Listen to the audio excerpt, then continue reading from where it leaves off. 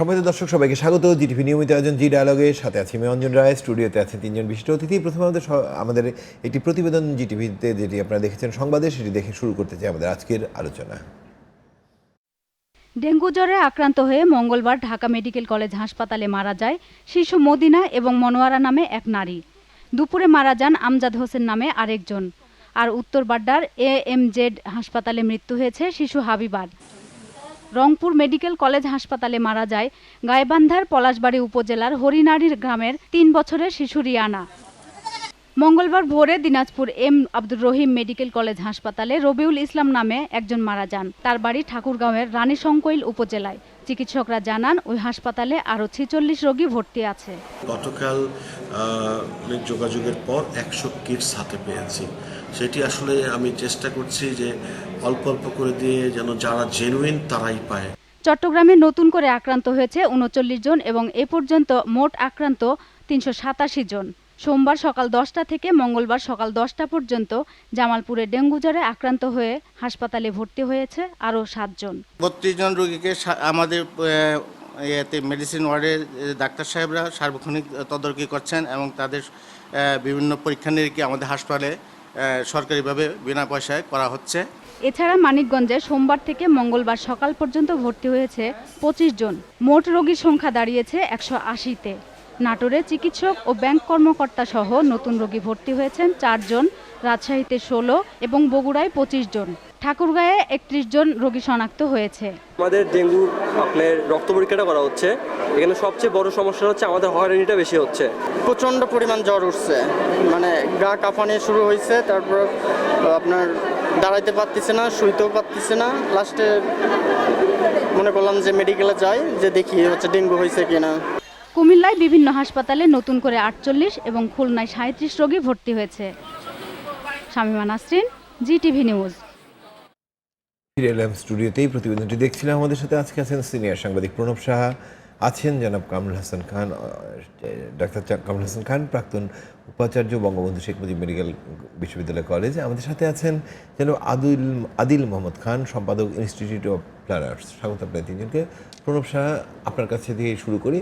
2000 সাল থেকে ডেঙ্গু রোগটি বা শব্দটির সাথে আমাদের কম বেশি পরিচয়। ডেঙ্গু বা ডেঙ্গি যে নামে আমরা চিহ্নিত করি রোগটিকে, এবং আমরা একদমই ঢাকা শহর কেন্দ্রিকই ছিল অনেকটাই।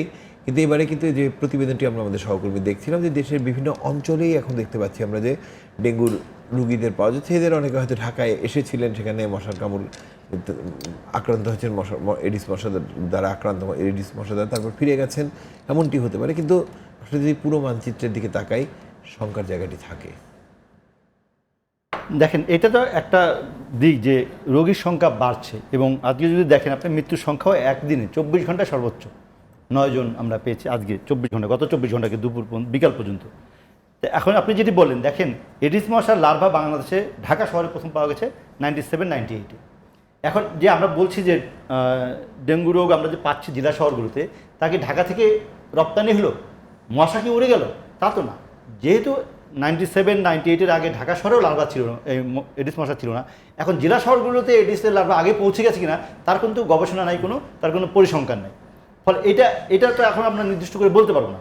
কিন্তু এই যে এডিস মশার বিস্তারটা ঘটলো, এই বিস্তার ঘটার পিছনে প্রথম এবং মূল কারণ হলো যে এডিস মশাকে নির্মূল করা না হোক, নিয়ন্ত্রণে রাখার কোনো চেষ্টা আমাদের যাদের দায়িত্ব। আজকে স্বাস্থ্যমন্ত্রী অনেকটাই বলেছেন, যদি স্বাস্থ্যমন্ত্রী সম্পর্কে কথা বলতে একটু ভয় লাগে, উনি আবার সাংবাদিকদেরকে অনেক ধমক দেন।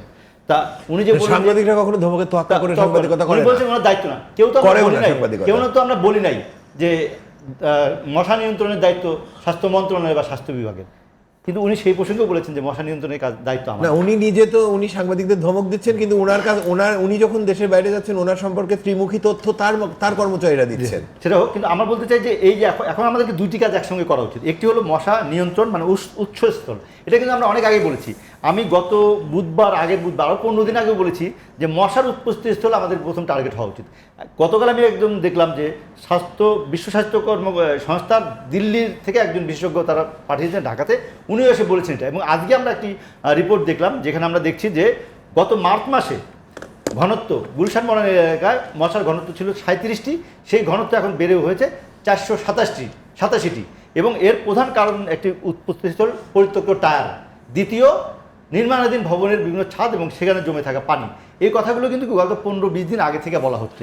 কিন্তু যখন আমরা এই কথাগুলো বলেছি বা এডিস মশার বিস্তার এবং ডেঙ্গু রোগের যখন প্রাদুর্ভাব ঘটলো আমাদের প্রথমে, তখন কিন্তু আমরা মশা নিয়ন্ত্রণের দিকে বেশি তাকাই নাই, জন্য এখন আমাদের চিকিৎসা ব্যবস্থার দিকে বেশি তাকাতে হচ্ছে। এত বেশি রোগী হলো যে আমাদের দেশে মানে বিদ্যমান কিট সংকট হয়ে গেল, যে পরীক্ষা করার কিট নাই আমাদের। আমরা বলছি যে মশা নিধন করা হবে তার ওষুধটা অকার্যকর। এই কথা কিন্তু স্বাস্থ্য অধিদপ্তর মার্চ মাসে সিটি কর্পোরেশনকে জানিয়েছে, এবং যিনি প্রেজেন্টেশন দিয়েছেন সেই কীটতত্ত্ববিদ সাক্ষাৎকার দিয়ে বলেছেন, যেটা আমরা অনেক আগেই দুই সিটি কর্পোরেশনকে বলেছিলাম, যে ঢাকায় কিন্তু এডিস মশা বাড়ছে এবং এডিসের উপদ্রব হতে পারে, এ ব্যাপারে ব্যবস্থা নেন। আপনি এটাও জানবেন যে 2টি সিটি কর্পোরেশন হয়েছে, এবং তার মধ্যে দক্ষিণের সিটি কর্পোরেশনের 36-এর যে ওয়ার্ড হয়েছে, তার মধ্যে নতুন যে সমস্ত ওয়ার্ড হয়েছে সেই সমস্ত ওয়ার্ডগুলোতে কোনো রকম মশা নিধনের কোনো বাজেটও ছিল না। তো এইগুলো করতে করতে আমরা এমন এক জায়গায় পৌঁছালাম যেখানে হয়তো স্বাস্থ্য বিভাগ, মন্ত্রণালয় বা সরকার এটিকে মহামারী হিসেবে ঘোষণা করছেন না, হয়তো মহামারী হয়ও নাই, কিন্তু যে আতঙ্ক মানুষের মধ্যে জন্ম নিয়েছে এবং যে ভয় মানুষের মধ্যে ঢুকেছে, এইটার কারণেই কিন্তু আমি মনে করি এখানে নিশ্চয়ই আমাদের বঙ্গবন্ধু মেডিকেল বিশ্ববিদ্যালয়ের সাবেক উপাচার্য আছেন, উনি আমার থেকে ভালো বলতে পারবেন যে এরা সবাই ডেঙ্গু রোগে আক্রান্ত কিনা, বা সত্যি সত্যি ডেঙ্গু রোগে আক্রান্ত হয়ে মারার যে ডেথ হিস্টোরি সেটাও সঠিক আছে কিনা, আমি মনে করি সেটাও একটি পর্যবেক্ষণ। ধন্যবাদ। আমি ঠিক সে জায়গাটাই যেতে চাই আমি স্যার আপনার কাছে, যে এই আক্রান্তের বিষয়টি যেটি প্রণবসার প্রশ্ন ছিল। প্রথমেই আমরা দুঃখ প্রকাশ করি যারা ডেঙ্গু রোগে আক্রান্ত হয়ে মৃত্যুবরণ করেছে, এবং বলতেই হয় যে যত সেক্টরগুলো আছে এখানে আমাদের চিকিৎসক, নার্স এবং কর্মচারী হাসপাতালগুলিতে কিন্তু যথেষ্ট সন্তোষজনক সার্ভিস তারা দিচ্ছে, এবং ঝুঁকি নিয়েও, কারণ সোর্সের কাছাকাছি থাকা একটা ঝুঁকিপূর্ণ কাজ, যেটা রিস্কি জোন বলা হয়। তো এখন কথা হলো যে আজ অবধি সত্যিকার অর্থে আমরা অনেক বিভ্রান্তির মধ্যে আছি। যেমন আমি বারবার, যেহেতু আমি রোগ নির্ণয়ের কাজ করি, আমি প্যাথোলজি বিশেষজ্ঞ, আমি বুঝতে চাই যে রোগটা সঠিকভাবে নির্ণয় হলো কি না। আমি তো ক্যান্সারের রোগীকে ক্যান্সার বলবো, বা হার্টে কার্ডিয়াক প্রবলেমের রোগী কার্ডিয়াক প্রবলেম বলবো। এই জায়গাটায় আমি সঠিকভাবে খুব তথ্য প্রথম থেকে পাচ্ছি না। আমরা কিছু রোগ নির্ণয় পরিষ্কার জিনিস আছে, যে কিটের সমস্যাটা যেটা বলা হচ্ছে, এই কিট ছাড়া তো রোগ নির্ণয় হবে না। কারণ হচ্ছে যে আমাদের বাংলাদেশে এই মৌসুমে, বর্ষা মৌসুমে সবসময় কিন্তু জ্বর, কাশি, ঠান্ডা বা শরীর ব্যথা, মাথা ব্যথা, এই সমস্ত সবসময় লক্ষ লক্ষ মানুষের হয়, সবসময় হয়। সে কারণে আমরা জানি যে সব ভাইরাসের একই উপসর্গ, এবং প্লেটলেট কমে কিন্তু সব ভাইরাসই। সব প্লেটলেট কমার উপসর্গ দিয়ে কিন্তু আমি ডেঙ্গু বলতে পারবো না। আমাকে হয় NS1 দেখতে হবে, সেটা আবার জ্বরের 5 দিনের মধ্যে দেখতে হবে, অথবা অ্যান্টিবডি দেখতে হবে জ্বরের 5 দিন পর থেকে। সে হিসেবে যে সংখ্যাটা আসছে সেটি সঠিকভাবে পরীক্ষার মাধ্যমে হচ্ছে কি না, এটা আমার যথেষ্ট সন্দেহ কারণ আছে। কারণ অনেক জায়গায় রিয়েজেন্ট নাইও, যেটা আমরা সর্বশেষ শুনেছি যে গতকাল বেশ কিছু রিয়েজেন্ট এসছে দেশে। তো আমরা আশা করি যে দ্রুত ছড়িয়ে দেবে। তো সেখানেই বিভ্রান্তি। আর প্রণব একটা খুব গুরুত্বপূর্ণ কথা বলেছে, যে মৃত্যু যে হচ্ছে কারণটা তো আমাকে বুঝতে হবে, যে ডেঙ্গুতে হচ্ছে না কি হচ্ছে। তারপরেও সব আমরা বুঝি যে গত বছরের প্রকোপ চাইতে এবার অনেক বেশি প্রকোপ হয়েছে, এবং আক্রান্ত বেশি, মারাও বেশি গিয়েছে। এগুলি এড়ানোর কিছু নয়। আর সবচেয়ে বড় বিষয়, মানুষের মধ্যে উৎকণ্ঠা আছে সাংঘাতিক, এবং উৎকণ্ঠা নিরসনের জন্য আমরা সবাইকে কম বেশি দায়ী, ডাক্তাররাও যেমন দায়ী, সাংবাদিকরাও দায়ী, যে জিনিসটাকে খুব ক্লিয়ার করে মানুষের মধ্যে তো বলতে হবে। আমাদের কাছে আমরা একটু বোধহয় আত্মপক্ষ সমর্থনের জায়গা দরকার, যে মোট আক্রান্তের সংখ্যা, নিহতের সংখ্যা, সংবাদ মাধ্যম বাংলাদেশের কখনোই কিন্তু 2-1টির কথা বাদ, অধিকাংশ সংবাদ মাধ্যমে কিন্তু যে সরকারি যে ভাষ্য বা যে তথ্যটি আসছে তার বাইরে আমরা যাই না। ঠিক আছে, কিন্তু আমি সকাল 8টার তথ্য যদি দুপুর 2টার সময় পাই, সেক্ষেত্রে আমার কি করণীয়? না, ধরেন যে প্রেজেন্টেশন একটা বিষয় আছে, আমি ডাক্তারদের কথা বলবো। কোনো ডাক্তার, যেমন এবার কেন আতঙ্কটা হলো, আমি প্রণবের কথা একটু ফিরে যেতে চাই। গত 2020-এ 97-98 প্রথম দেখা গেল, 2000 থেকে আমরা ডেঙ্গু রোগী পাচ্ছি, এবং গত বছর বিগত সব বছরের চাইতে অনেক বেশি হলো, 10,148 জন। তখনই কিন্তু আমাদের অ্যালার্মটা হয়ে গেল, সতর্ক হয়ে গেল, এবং এটার মূল চিকিৎসা হচ্ছে মশক নিধন। সেইখানে দুটা সংগঠন আছে আমাদের, তিনটা হেলথের আছে দুইটা, আইডিসিআর যেখানে গবেষণা হয়, কীটতত্ত্বের বিষয়গুলো আছে, এন্টোমোলজিস্ট এগুলো সবই আছে, আর হচ্ছে আমাদের ডিজি হয়েছেন কমিউনিকেশন ডিজিজ কন্ট্রোল সিডিসি, অন্যদিকে সিটি কর্পোরেশন। সিটি কর্পোরেশন কিন্তু মশক নিধন রাউন্ড দ্য ইয়ার করার কথা, এভরিডে করার কথা, এবং ওদের গবেষণা এভরিডে হয়।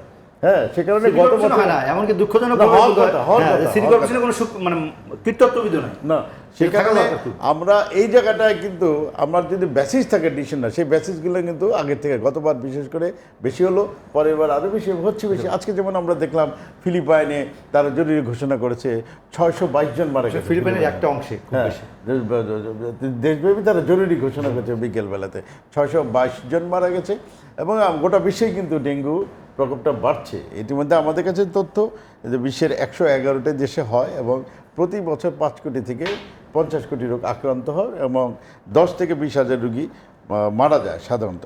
সে কারণে আমাদের প্রতিকারের জায়গাটা আরও যে আমরা দেখি গবেষণা বা আমরা ইনফরমেশন নেওয়া, অভিজ্ঞতা নেওয়া, এটা তো পরের কথা, আমরা তো মূল কাজই করছি না।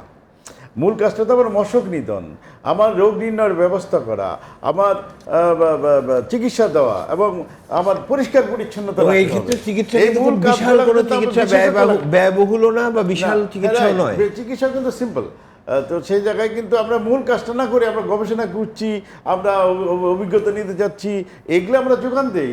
আজকে মশক নিধনের কার্যক্রমটা সঠিকভাবে আমরা দেখি না ঢাকা শহরের নাগরিক যারা, তাই না? তারপরে আমরা আবার দেখলাম এবার যে কীটনাশক সেটা কাজ করে না, বরং আমাদের চিকিৎসকরা বাংলাদেশের তারা একটি ডেঙ্গু জ্বরের একটি ব্যবস্থাপনা তৈরি করেছে, নীতিমালা তৈরি, গাইডলাইন, এবং সেই গাইডলাইন সারা দেশে ছড়িয়ে দিয়েছেন তারা। আমাদের সিটি কর্পোরেশন কিন্তু মশা নিধনের কোনো গাইডলাইন তো দূরের কথা, মশা নিধনের কার্যকর ওষুধই আনতে পারেনি এখন। অজ্ঞান হয়েছে মশা, হ্যাঁ, মশা অজ্ঞান হয়েছে আজকে, সেটা নতুন ওষুধ এনে টেস্ট করে বলছে তারা। হ্যাঁ, সেই কারণে আমরা চাইবো যে আমরা খুব বড় বড় চিন্তা না করে প্রাথমিক কাজগুলোই তো আমরা করতে পারছি না।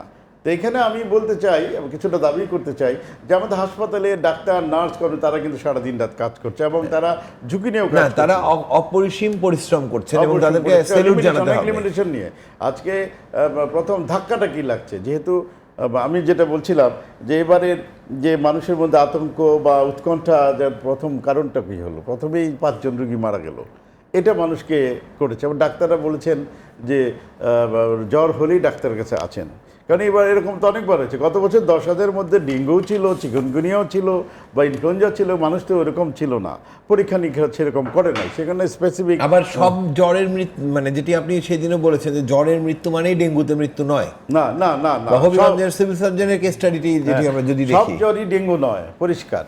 প্লেটলেট কমলেও সেটা কিন্তু ডেঙ্গু নয়। চিকিৎসক মারা গেছে হবিগঞ্জেরটা ছাড়াও, চিকিৎসকও কিন্তু মারা গেছে, চিকিৎসক মারা গেছে, কিন্তু কথা হলো হবিগঞ্জ চিকিৎসক মৃত্যু সংবাদটা কিন্তু আরো মানুষকে ভীত করে তুলেছে, যে একটা সিভিল সার্জন মারা গেছে, তাহলে আমরা কি? সে কারণে আমাদের এই সমন্বয়হীনতা এবং যথাযথ সঠিক তথ্য প্রদান না করার কারণে মানুষ একটু উদ্বিগ্ন হয়ে পড়েছে, এটা খুব স্বাভাবিক। কারণ আমরা আজ পর্যন্ত যে খবরগুলো আমাদের আছে, যত জ্বর হয়েছে এবছর, যে পরীক্ষা নিরীক্ষা করে আমরা যেটা পেয়েছি, 25 ভাগ লোক হচ্ছে ডেঙ্গু, এবং এর মধ্যে আপনার less than 1% সিভিয়ার ফর্ম যারা মৃত্যুবরণ করে, এবং সেই জায়গাটা কিন্তু খুব বেশি না। কিন্তু আমরা বেশি বেশি করে প্রচার করছি বা আমরা বলছি ডাক্তাররাও less than 1%-এর অবস্থানটা, অন্যদিকে 99% তো সেফ আছে, তারা প্রাথমিকভাবে ইনফেকশন হচ্ছে, তারা খুব অসুবিধা পড়ছে না, এই প্যারাসিটামল পানি খেয়ে ভালো আছে। সেখানে সমস্ত পরিবেশটা কিন্তু একটা জটিল হয়ে গেছে, কারণ হাসপাতালে সবাই আসছে, এটা তো পারবেন না আপনি। বাংলাদেশের মধ্যে আমাদের ধরেন যে প্রস্তুতি তো ওরকম ছিল না, আমাদের তো ক্যাপাসিটি এমনিতেই ন্যাচারাল কিছু দুর্বলতা আছে, আমাদের তো উন্নয়নশীল দেশে হাসপাতালেই শয্যা সংখ্যার থেকে বেশি রোগী ভর্তি, এবং যতদূর তারা এমার্জেন্সি দিতে পারে তার থেকে বেশি রোগী তারা অ্যাটেন্ড করতে পারে। কিন্তু কথা হলো যে সব রোগী যে ডেঙ্গু তাও কিন্তু না, কিছু যেন আপনি গেলেন, আবেগটাকে আমাদের মূল্য দিতে হয় ডাক্তার দেওয়ার সময়, না ভর্তি করবেন না কেন, তখন ভর্তি হচ্ছে। এবং পরীক্ষা নিরীক্ষা বলা হচ্ছে বারবার, ইদানিং 2 দিন ধরে বলা হচ্ছে যে ডাক্তার দেখে পরীক্ষাটা করেন, সবাই আসে, বিনামূল্য দেওয়া হচ্ছে। তো যারা জ্বর হচ্ছে তারাই তো ভয় পেয়ে যাচ্ছে যে ঠিক আছে আমরা যাই হাসপাতালে, একটি মানসিক শঙ্কার জায়গাটি মুক্ত করাটি জরুরি। এখন আমাদের সকলের এখন দায়িত্ব যে শঙ্কার জায়গা থেকে আমরা যেন মানুষকে আশ্বস্ত করি। ধন্যবাদ। আমি স্যার আপনার কাছে আমি একটু যেতে চাই আদিল মোহাম্মদ খান, সাধারণ সম্পাদক, ইনস্টিটিউট অফ প্ল্যানার্স। মশক নিধনের ক্ষেত্রে পরিকল্পনার জায়গাটি খুব জরুরি আমরা জানি, এবং সেটি যেমন সিটি কর্পোরেশনের কেউ আমরা বলছি সেদিকে আমরা আঙুল তুলছি, একই সাথে যারা বাড়িঘর বানাচ্ছেন তাদের ক্ষেত্রেও জরুরি। এবং এই শহরে কিন্তু আমরা যদি দেখি যে এই মুহূর্তে আপনি আরও ভালো বলতে পারবেন যে আমার ধারণা লক্ষাধিক নির্মাণাধীন ভবন রয়েছে, এবং আপনাদের লেন্সে যদি আপনারা তাকান এর মধ্যে এই ভবনগুলোতে কিন্তু কোথাও কিউরিংয়ের জন্য পানি রাখা আছে, কোথাও ছাদ ঢালাইয়ের জন্য জমাট পানি রয়েছে, বা যেটি সচরাচর ঘটে থাকে এটি স্থাপনা তৈরির সময় প্রথমেই একাধিক চৌবাচ্চা তৈরি করা হয়, যেখানে সেখানকার যারা যে সহনাগরিকেরা বা দালানটি তুলবেন তারা কাজ করার জন্য চৌবাচ্চার পানিটি ব্যবহার করছেন। পরবর্তীকালে দেখা যায় বিভিন্ন ফ্লোরে একটি করে চৌবাচ্চা হচ্ছে, কিন্তু সেটি ফাঁকা হচ্ছে না। এবং এই দালানগুলোও কিন্তু এক ধরনের মশক উৎপাদন কেন্দ্র। যেমন সেদিনই নিকেতনে যখন আমাদের পরিচিত তরুণদের একটি দল, স্বেচ্ছাসেবী দল, যখন পরিচ্ছন্নতা অভিযানে নেমেছে, একটি সুইমিং পুল তারা দেখতে পেল যে সুইমিং পুলের কাজ গত 2 বছরে শেষ হয়নি, কিন্তু সেখানে কিন্তু মশকের আবাদটা চমৎকারভাবে হচ্ছে। তো এমনটি ঘটছে, এবং সেই জায়গায় এই যে ভাবনা বা মনোজগতে যারা দালান গড়ছেন তাদের, বা যাদের দালান রয়েছে তাদের জায়গাটিতে আপনারা কতটুকু দেখতে পাচ্ছেন যে মানে লড়াই যদি ভেবে নিই এটিকে, যে এডিস মশার বিরুদ্ধে লড়তে হবে, হ্যাঁ সিটি কর্পোরেশন লড়বে, স্বাস্থ্য অধিদপ্তর তার জায়গা থেকে সমর্থন দেবে, গণমাধ্যম সমর্থন দেবে, কিন্তু যিনি ওই বাড়িটি বানাচ্ছেন বা যিনি বাড়িটি বানিয়েছেন, যিনি বাড়িটি ভাড়া দিচ্ছেন বা যিনি ফ্ল্যাটটি বানিয়ে বিক্রি করবেন, তাদের কতটুকু কমিটমেন্ট আপনারা দেখতে পাচ্ছেন? ধন্যবাদ, এবং একই সাথে জিটিভির দর্শকদের সালাম এবং শুভেচ্ছা। আসলে অনেকগুলো প্রশ্ন আপনি তুলে ধরেছেন।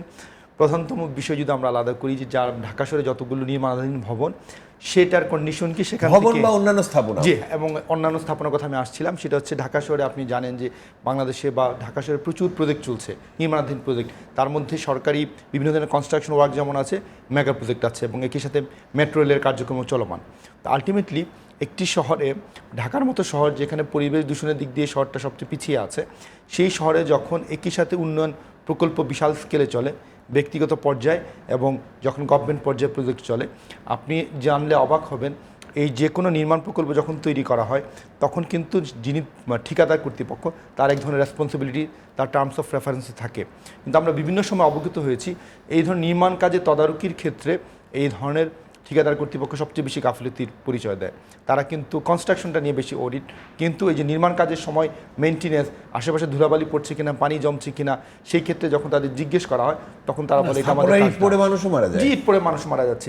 ঠিক একই রকম আমাদের যখন ব্যক্তিগত পর্যায়ে ভবন বানানো হয়, তখনও ভবন যখন নির্মাণ করা হয় তখনও কিন্তু আমাদের নির্মাণের কাজের ক্ষেত্রে এই ধরনের যখন বিভিন্ন জায়গায় পানি যেমন জমে, ঠিক তেমনি আশেপাশে রাস্তায় আমরা ময়লা রেখে দিই, রাস্তায় আমরা বালিটা রাখি, রাস্তায় ইট রাখি। আমি বলতে যাচ্ছি আমাদের কিন্তু সচেতনতার জায়গাটা একদমই শূন্যের জায়গায়। আমরা সবসময় মনে করি আমি আমার কাজটা বের করে নিব, কিন্তু এতে অন্য মানুষ কিংবা জনগণ, এবং এখানে যেহেতু জনস্বাস্থ্য বিষয়, তার কী ধরনের ইম্প্যাক্ট আছে সেটা কখনই মূল্য দিই না। আপনারা নিশ্চয়ই আপনারা দেখে থাকবেন যখন নির্মাণ কাজ চলে প্রায় আমাদের অভিযোগ শুনতে রাত 12টার সময় কনস্ট্রাকশনের শব্দ পাওয়া যায়। এখন অথচ কিন্তু দেশের আইনে 6টার পরে আর করার কথা না। আমরা জাতিগতভাবে এমন একটা জাতি আমরা তৈরি হয়েছি, এবং আরবান এলাকাতে আরও বেশি, যে আমরা অপরের জন্য কাজ করতে একদমই অনীহা। এই বাস্তবতাতেই আমাদের ব্যক্তিগত পর্যায়ে ঘরের ভেতরে যেমন এখন এডিস মশার যেই প্রজনন ক্ষেত্রে যে জায়গাগুলো তৈরি হচ্ছে, ঠিক তেমনি নির্মাণাধীন ভবন বলেন, ইভেন সরকারি যে প্রজেক্ট আছে সেই প্রজেক্টগুলোরও কিন্তু দেখভালের অবস্থা ভালো না।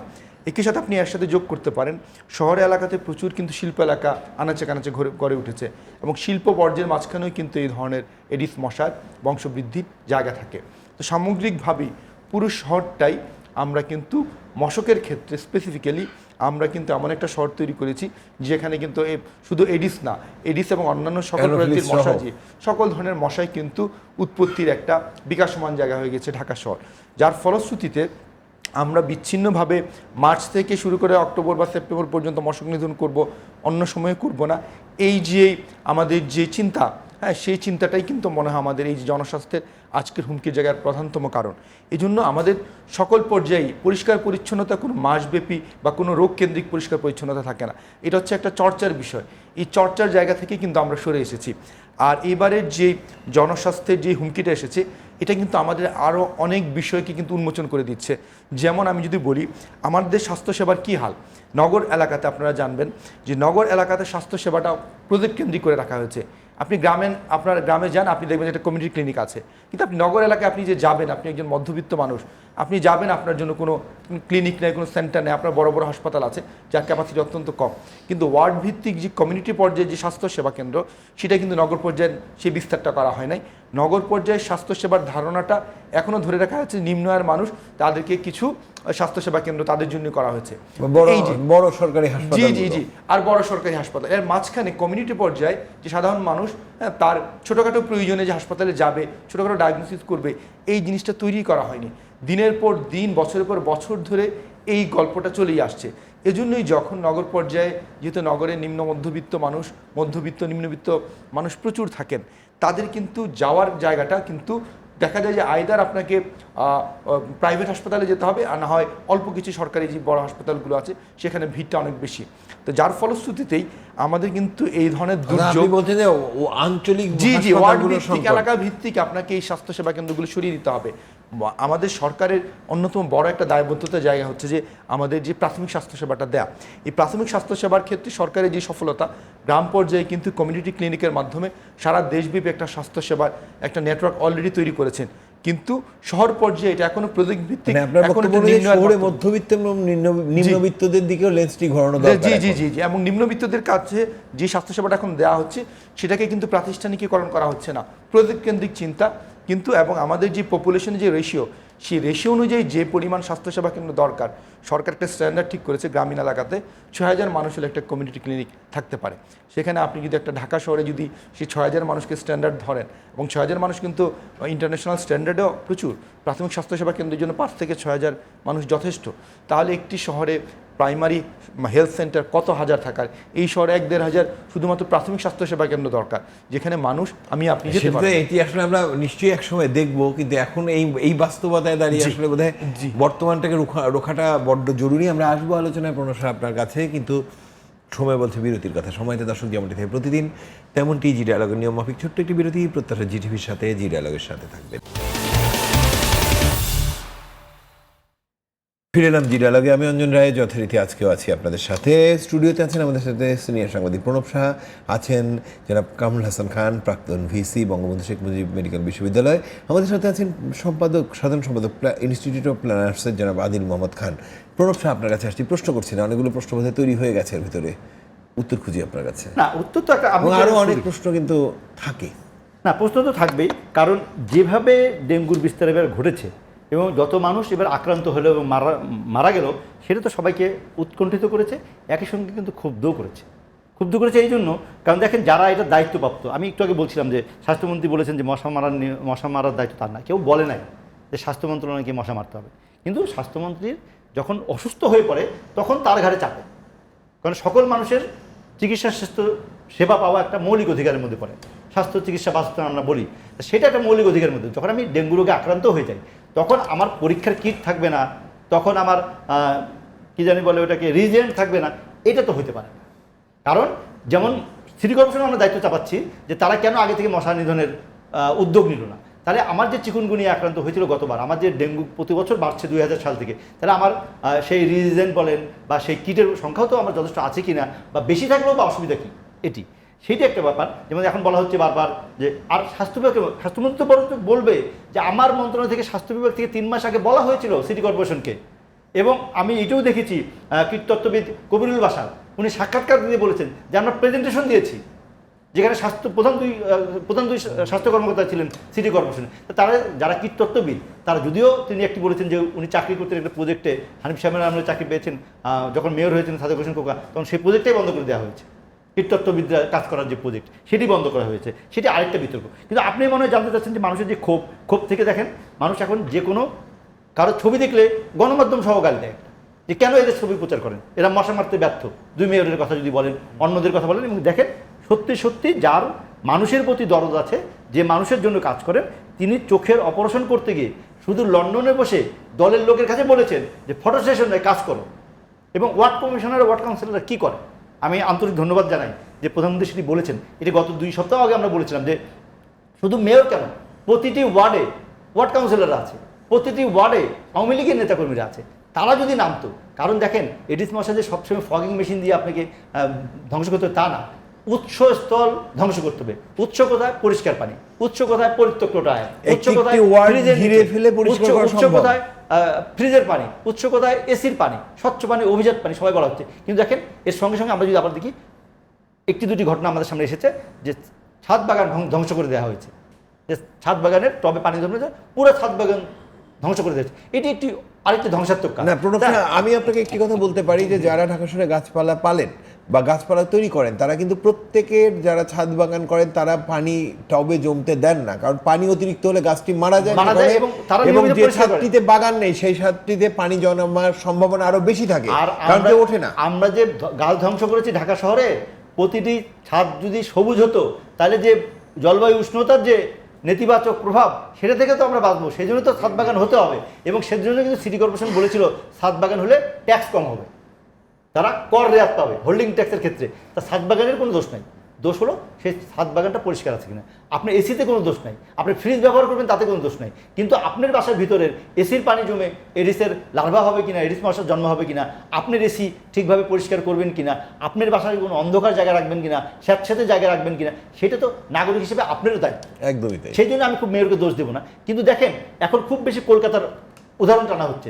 আমাদের স্থানীয় সরকার মন্ত্রী কলকাতার মেয়র ফিদার সাথে দেখা করেছেন, আমাদের দুই মেয়র কলকাতার ডেপুটি মেয়রের সাথে কথা বলেন। অতীন ঘোষ বলেছেন, ডেপুটি মেয়র কলকাতার, উনি বলেছেন আমরা বাড়ি বাড়ি খোঁজ রাখি এবং যেখানে এডিস মশার ডেঙ্গু আক্রান্ত লোক পাওয়া যায় আমরা সে এলাকায় ক্রাশ প্রোগ্রাম করি যাতে ওই এলাকায় এডিস মশা না থাকে। সেক্ষেত্রে কিন্তু যদি আমরা কিন্তু কলকাতার সেইটা নিতে পারি নাই, কিন্তু আমরা কি নিয়েছি, কলকাতা কর্পোরেশন আইন করেছে যে এডিস মশার লার্ভা পাওয়া, যেহেতু তারা 4 বছর যাবত এটি খুব ভালোভাবে করছে, এখন ব্যক্তিগতভাবে কারো বাড়িতে এডিস মশার লার্ভা পেলে তাদেরকে ফাইন করা হবে। সেই ফাইনেরটা কিন্তু আমরা আগে শুরু করেছি। এবং প্রশ্ন কলকাতার যদি আপনি ড্রেনেজ সিস্টেমটিও দেখেন, হাইড্রেন্টের কারণে সেখানে দুবার শহরটি ধোয়া পড়ছে, কিন্তু দুবার সেখানকার পরিচ্ছন্নতা সিস্টেমটি কিন্তু আলাদা। আপনি ভালোটা নিলেন না, গত 4 বছর যাবত তারা কি করছে ভালো সেটি নিলেন না, আপনি শুরুতেই আমাকে ফাইন করার জায়গায় করলেন যে আমার বাসায় লার্ভা পাওয়া গেলে আমি অবশ্যই তার জন্য নিজেকে দায়ী মনে করি। আমার বাসায় যদি লার্ভা হয় তাতে যদি 10 জন লোক 20 জন লোক আমার একটি বিল্ডিংয়ে কেউ আক্রান্ত হয় তার দায় আমার নিতে হবে, আমাকে পরিষ্কার রাখতে হবে, আমাকে স্বচ্ছ পানি জমতে দেওয়া হবে না যেখানে এডিস মশার লার্ভা হতে পারে, যেখানে এডিস মশার উৎপত্তি হতে পারে। কিন্তু আপনি সেই জায়গায় আমাকে সাহায্য করলেন না, আপনি ফগিং মেশিন দিয়ে ফটো সেশন করলেন, সেটা ঝাড়ু দিয়ে ফটো সেশন করলেন, সেটা তো আমার কাছে গ্রহণযোগ্য হবে না। আপনি আমাকে ফাইন করেন অসুবিধা নাই, কিন্তু আপনি আমাকে সাহায্য করেন। সাহায্য করেন কীভাবে? আপনি যদি আমাকে এই ব্যাপারে সচেতন করতেন, আপনি জানেন যখন আমরা 97-98 সালে লার্ভা পেয়েছি, 2000 থেকে যখন আমরা এডিস পাচ্ছি, তখন থেকে এখন ঢাকা শহরের কত বেশি ফ্রিজ ব্যবহার হয়, কত বেশি এসি ব্যবহার হয়, আমরা কি সেই খবর রেখেছি? আমাদের নগর পরিকল্পনাবিদ অল্প একটু বলেছেন, আমরা 3-4 সপ্তাহ আগে বলেছিলাম আমাদের যে নির্মাণ কাজ হচ্ছে, যে 10 তলা পর্যন্ত ছাদ ঝাড়াই হয়ে আছে, চারদিকে খোলা, এটা কিন্তু প্রথম বৃষ্টির পানিতে পরিষ্কার হয়ে যায় ওই ছাদগুলো, তারপরে দ্বিতীয় বৃষ্টির পানি যদি হয়, তৃতীয় বৃষ্টি যদি না হয়, 3 দিন যদি ওই বৃষ্টির পানি জমে থাকে ওই ছাদে, তাহলে কিন্তু সেটি একটি মশার উপস্থিত হল। আজকে একটি বেসরকারি টেলিভিশনে আমি দেখছিলাম একজন রিপোর্ট, একজন গবেষককে উদ্ধৃত করে বলছেন যে সবথেকে বেশি লার্ভা এবং এডিস মশা গুলশান বনানী এলাকায়, যেটা অভিজাত হিসেবে চিহ্নিত, এবং সেখানে বলা হয়েছে তার উৎপত্তি স্থলে মূল জায়গা হলো পরিত্যক্ত টায়ার, দ্বিতীয় পর্যায়ে আছে এই নির্মাণাধীন এই সমস্ত ছাদ। এটি গবেষকরা বলছেন। তা এই গবেষকদের কথাগুলো যদি আমরা না শুনি, আমাদের যদি যথেষ্ট গবেষণা না থাকে, আমরা যারা মিডিয়ার লোক, আমরা যারা গণমাধ্যমের আগে থেকে এই কথাগুলো বলছি, তাদের কথাগুলো পাত্তা দেওয়া হয়নি।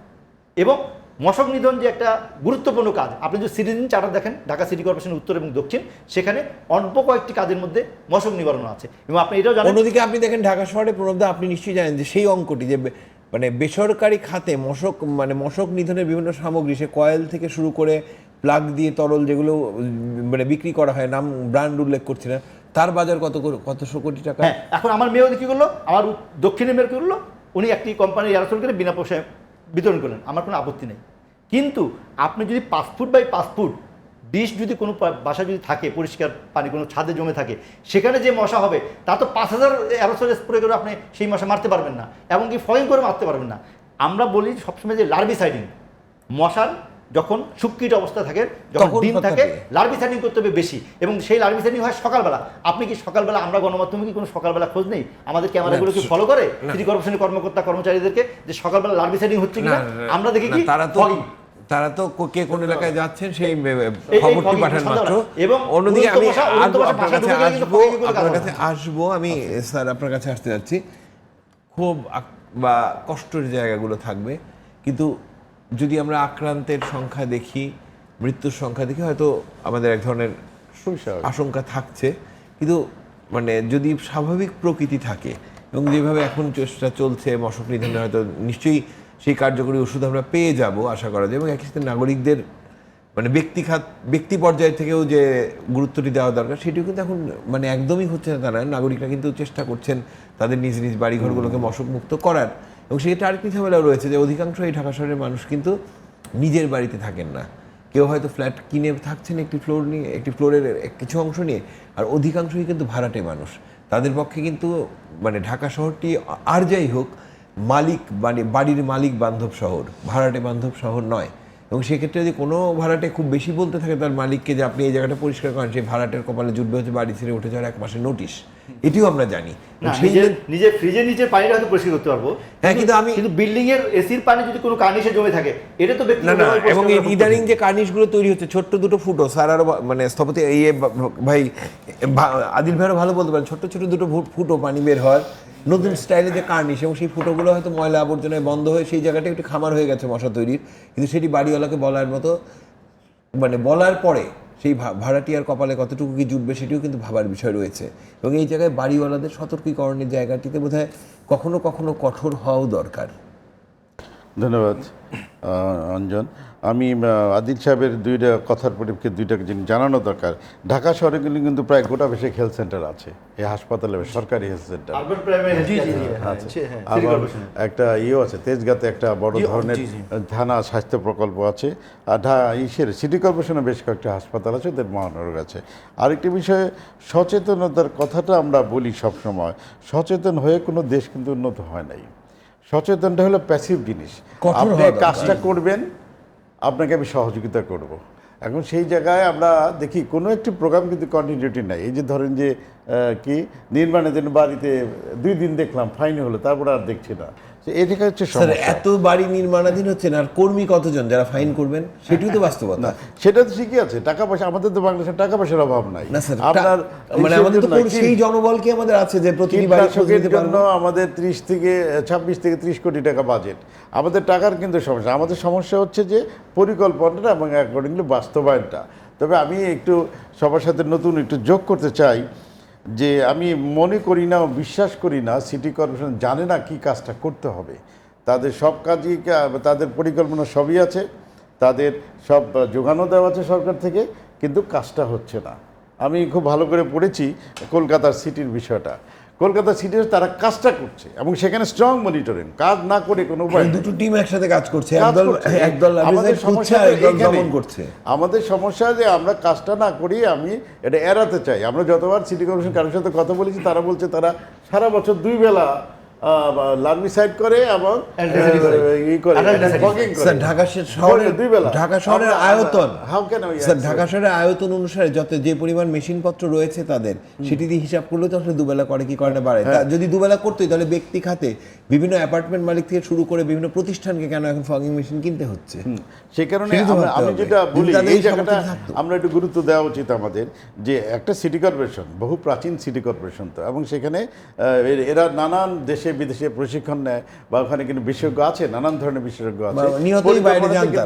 মূল কাজটা হচ্ছে কাজটা তারা করছে না, এটাই হচ্ছে কলকাতার সাথে ডিফারেন্স। কলকাতা আরেকটা জিনিস করে যেটা আমরা এখানে করার চিন্তাও করে নাই, বা এটা বোঝেও না তারা, সেটা হলো যে প্রত্যেকটা এরিয়ার জন্য হসপিটালে যে একটা লোক দায়িত্ব থাকে যে হসপিটালে কি রিপোর্ট হচ্ছে সেটা কালেক্ট করার, কিরকম রোগী আসছে, ওখানে কোনো কমিউনিকেবল ডিজিজ হচ্ছে কিনা, সংক্রামক রোগীর ডায়াগনোস, তখনই তারা ওই জায়গাটায় interview. It is very important. আজকে আমি গুলশানে একটা ক্লিনিকে দেখলাম যে ওখানে একটা ডেঙ্গু রোগী পাওয়া গেল, তখনই তারা ইন্টারভিউ করতেছে, এটাকে আইসোলেট করে, আইসোলেট করাই তো দরকার, যে মশা থেকে আর ওই এলাকায় যে আমি রুগীটাকে মশা থেকে আলাদা করে ফেললাম যেভাবেই হোক। সেখানে আমাদের যেটা বিষয় সেটা হলো বারবার ঘুরে আসে সুশাসন।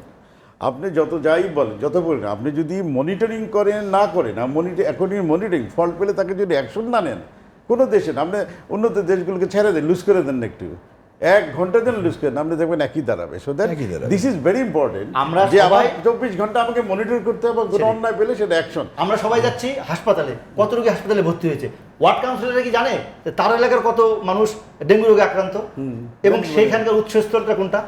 না, এবং সেই চার্টটি কি আদৌ হচ্ছে? স্যার আপনার কাছে এটি জানার প্রশ্নই আপনার কাছে জানতে চাই, যে বিভিন্ন হাসপাতালে যারা যাচ্ছেন রোগী হিসাবে যারা ভর্তি হচ্ছেন, আসলে তারা কে কোন এলাকা থেকে আসছেন, এটি কি আমরা পাচ্ছি? যেমন আমরাই দেখতে পাচ্ছি যে হয়তো গাইবান্ধার একজন মানুষ রংপুর মেডিকেল কলেজে মারা গেলেন, তাহলে তিনি গাইবান্ধা থেকে কোথায় গিয়েছিলেন, ঢাকায় এসেছিলেন কিনা, অর্থাৎ তার যদি গত 1 মাসের রুটিন মানে রুটিনে কাজকর্মের হিসাবটি করা যায়, তাহলেও কিন্তু আমরা বুঝতে পারবো যে কোথায় থেকে তিনি আক্রান্ত হতে পারেন, সম্ভাবনা কোথায়। এই অনুষ্ঠানে কিন্তু আমরা একটা তথ্য পেয়েছিলাম যে কোনো এক মেয়র বলেছে তার 11টি ওয়ার্ড ডেঙ্গু মুক্ত, এবং এই টেলিভিশনে ওই দিন বিকেলবেলায় একটি পত্রিকা তার তথ্যকে মিথ্যা প্রমাণিত করে পরের দিন রিপোর্ট করে দিয়েছে। না, সেটা পত্রিকা তো আমরা এখানেই শুনেছি, ওই ওয়ার্ডের লোক বলেছে যে আমি তো ওই এলাকার হ্যাঁ। সো দ্যাট এই জায়গাগুলো আমরা কাউকে ব্লেম দিতে চাই না, কারণ দোষারোপের জায়গা চাই, আমরা সবাই মিলে কাজটা করি। আজও আমাদের সমন্বয়টা নিয়ে আমাদের দ্বিধাদ্বন্দ্ব, সমন্বয় ঠিকমতো হচ্ছে না কেন? ঢাকা শহরে একটা বড় হাউস যেখানে সব গ্রুপের লোক একসাথে বসবে, তারা ইনফরমেশন আদান প্রদান করে, মিডিয়াকে একটা জায়গা থেকে আমরা তথ্য দেই, নির্দেশনাকে দেখেন এক এক লোক না যদি যখন আমরা এই ধরনের ক্ষেত্রে কি হতে পারতো যে একটি রেগুলার ব্রিফিং এর জায়গা আছে অবশ্য, কিন্তু সেটিও কিন্তু মিডিয়ার কাছে আসতে বিলম্ব হচ্ছে। অন্যদিকে আমরাও কিন্তু যখন পর্যন্ত সরকারিভাবে না বলা হচ্ছে একটি মৃতের কথা, সে অধিকাংশ গণমাধ্যম কিন্তু নিশ্চিত না হয়ে সংবাদটি ছাড়ছেন না, বা আক্রান্তের সংখ্যাটি আমরা এখন পাচ্ছি হাসপাতাল থেকে জেলা পর্যায়ে দিচ্ছি। কিন্তু আমার নিজের অবজারভেশনে মনে হচ্ছে একজন সংবাদকর্মী হিসাবে যে সার্বিক তথ্যটি যেভাবে আসা দরকার ছিল আমাদের কাছে, আমরা কিন্তু ঠিক সেভাবে পাচ্ছি না। প্রথমে তো এটাকে অস্বীকার করা হয়েছে। যা করা হচ্ছিল, যখন ডেঙ্গু রোগী বাড়ছিল তখন তো সিটি কর্পোরেশনের এর ব্যাপারে কোনো মনোযোগ দেয় না, তারা তো ধরে নাই অভিযোগটা যে ডেঙ্গু রোগী গতবারের থেকে বেশি হচ্ছে। এটা যখন গণমাধ্যমে এসেছে তখন তো সিটি কর্পোরেশন এই ব্যাপারে তাদের আগ্রহ না, তাদের সিরিয়াসনেসটা দেখায়।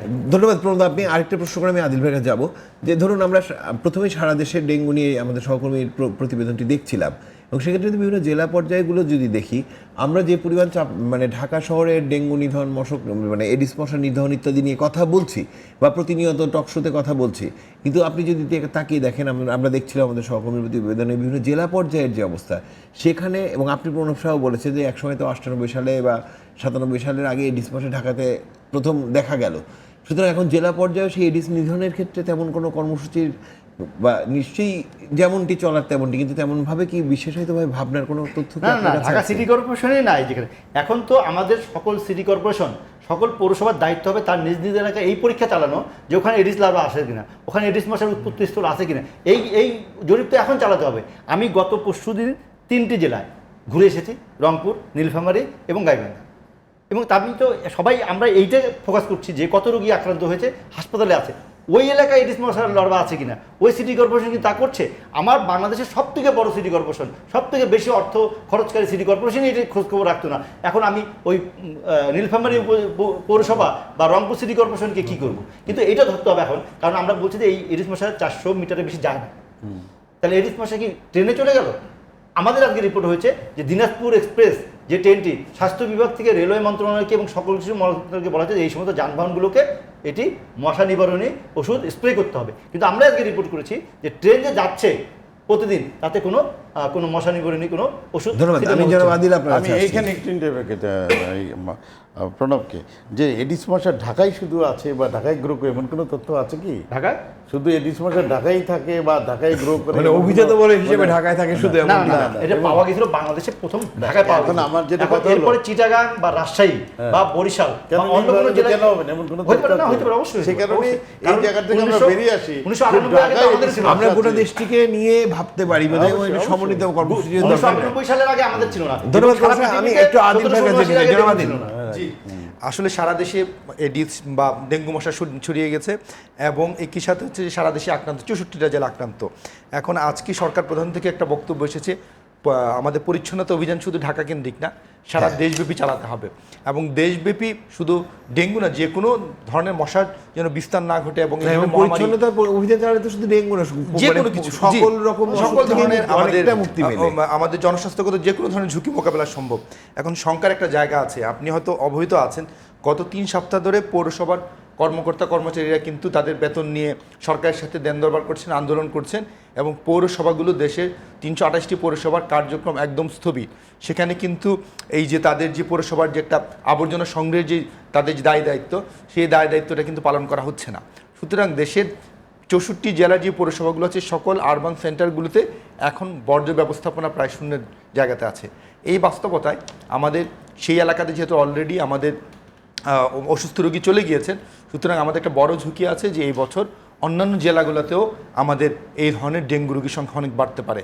সেজন্য আমাদের এই জায়গা থেকে কিন্তু আমাদের এবারে সংখ্যাটা অনেক ব্যাপক, এবং আমাদের পৌরসভার যেই দায় দায়িত্বের জায়গাগুলো আছে এবং অন্যান্য যে সিটি কর্পোরেশন ঢাকার বাইরে যারা আছে তাদের ক্ষেত্রেও কিন্তু আসলে আমাদের পরিচ্ছন্নতার যেই গল্পগুলো দু একটা সিটি কর্পোরেশন পৌরসভা বাদে অধিকাংশ এলাকাতেই এখনও বর্জ্য ব্যবস্থাপনাটা অত্যন্ত বড় চ্যালেঞ্জ। আমরা যখন বিভিন্ন পরিকল্পনার কাজে দেশের বিভিন্ন জায়গাতে যাই, তারা প্রথম যেই সমস্যাটার কথা বলে একটা হচ্ছে বর্জ্য ব্যবস্থাপনা, আর একটা হচ্ছে তাদের ড্রেনেজ।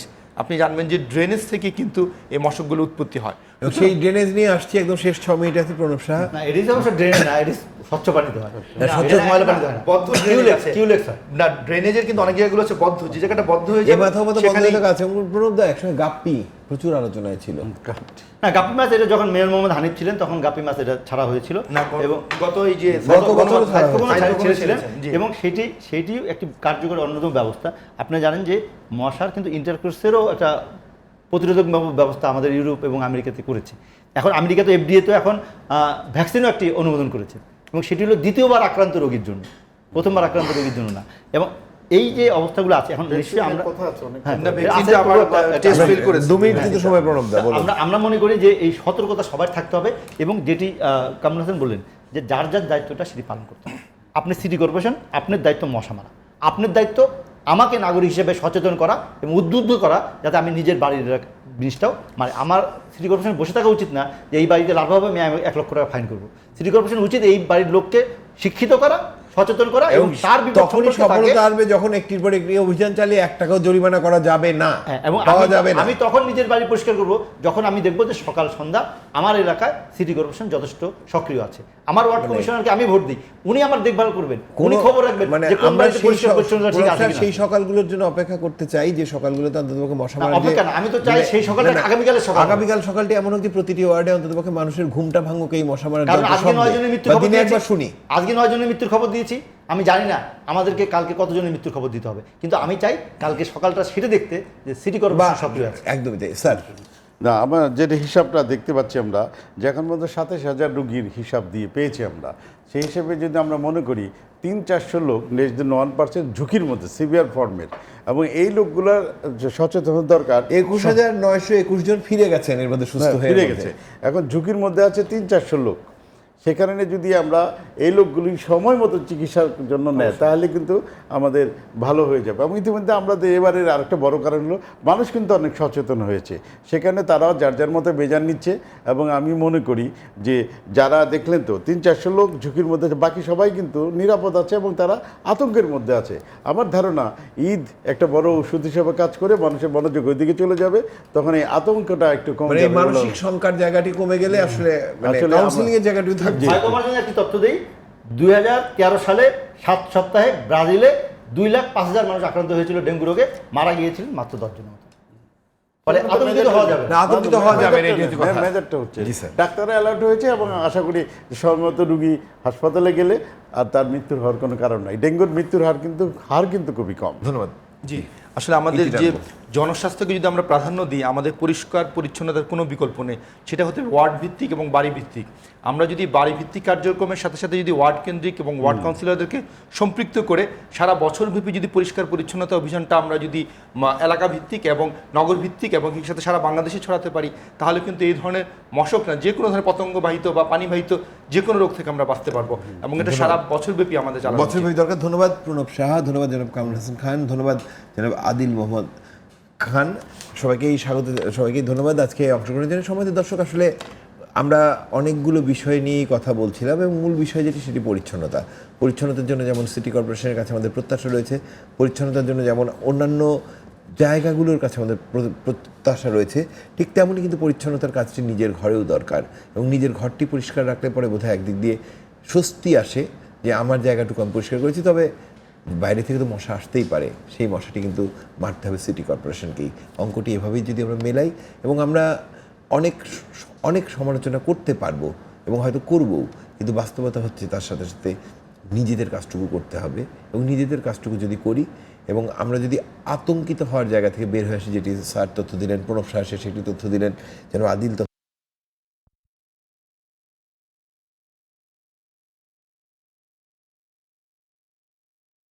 এবং আমাদের সফলতাই ইতিহাস বলে। আমরা খুব বেশি ব্যর্থতা কিন্তু কোনোখানে দেখাইনি শেষ পর্যন্ত। শুভরাত্রি।